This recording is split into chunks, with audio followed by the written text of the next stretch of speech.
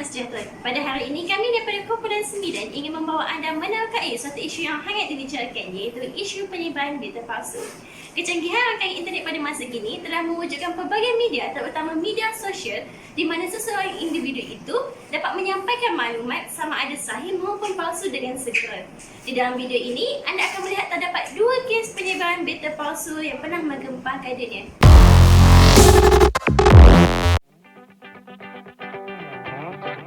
Pada pertengahan bulan November, Pertubuhan Kesihatan Sedunia WHO telah memberi amaran mengenai fenomena infodemik, iaitu penyebaran berita palsu atau maklumat tidak tepat yang berisiko membahayakan pelaksanaan program imunisasi atau vaksin COVID-19.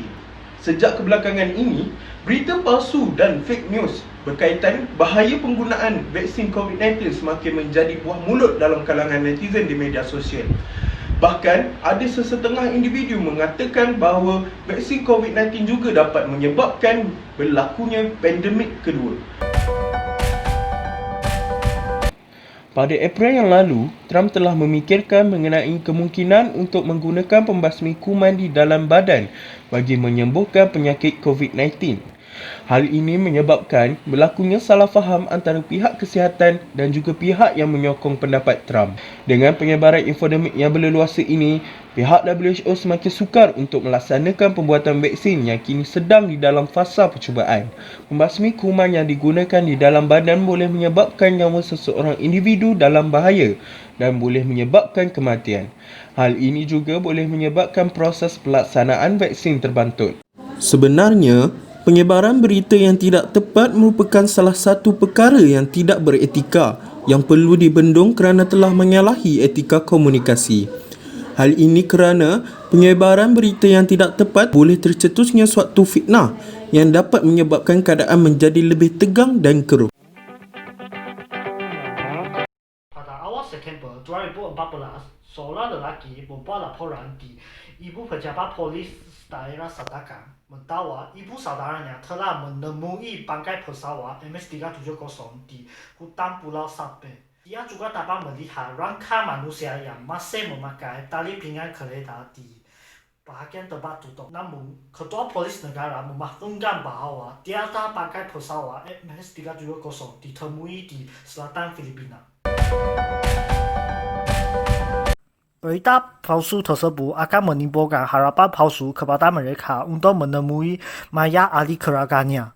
Berita palsu akan menyukarkan kerajaan dalam meneruskan pencarian pesawat MS-370. Kerajaan terpaksa mengeluarkan belanja lebih untuk menghantar pasukan perhiasan ke tempat tersebut. Penyebaran berita palsu juga akan melanggar etika komunikasi kerana permintaan maklumat yang palsu kepada orang lain akan menyebabkan kecurigaan dan kehuru-haraan dalam kalangan masyarakat. Setiap masalah pasti ada penyelesaiannya. Oleh itu, marilah kita bincang tentang penyelesaian penyebaran berita palsu. Kita perlu mengambil beberapa langkah. Yang pertama, jangan mudah terpedaya dengan email, mesej dan maklumat yang diterima. Yang kedua, sentiasa periksa kesahihan maklumat tersebut. Siasatkan latar belakang pengirim atau penyebar maklumat. Yang akhirnya, jika tidak pasti, jangan kongsikan maklumat tersebut. Suruhanjaya Komunikasi dan Multimedia Malaysia MCMC juga telah mewujudkan satu portal iaitu sebenarnya.my yang memberi fokus untuk menenangi penyebaran berita palsu.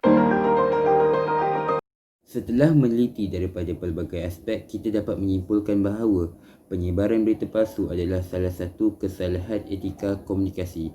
Hal ini kerana ianya melibatkan pemalsuan maklumat yang dipindahkan melalui seorang individu kepada individu yang lain, sama ada melalui lisan ataupun bertulis. Oleh demikian, marilah kita bersama-sama berganding bahu dalam mengelakkan penyebaran berita palsu daripada terus tersebar agar dapat menjamin kemaslahatan negara Malaysia.